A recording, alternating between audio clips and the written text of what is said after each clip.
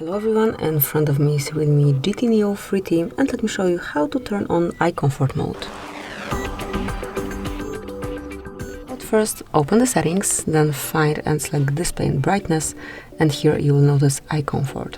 So as you can read here, this mode reduces blue light from the screen and then elevates eye strain, so it is normal for the screen to appear yellowish with eye comfort on. So if you wish to activate it right now, all you have to do is to activate it by using the switcher, and here you can manage the sensitivity. Let me just enter light mode so it will be a bit more visible. As you can see now, you can clearly see the difference in colors. So obviously just adjust it to your own preferences. You can also activate black and white screen if you wish, but let me pick color one. And also you can switch it off the same way, just by tapping at the top of the screen.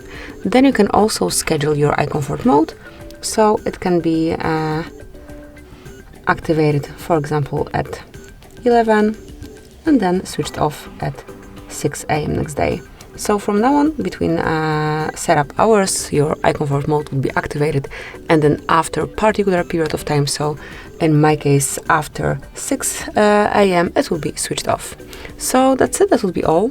Thank you for watching. Please subscribe our channel and leave a thumbs up.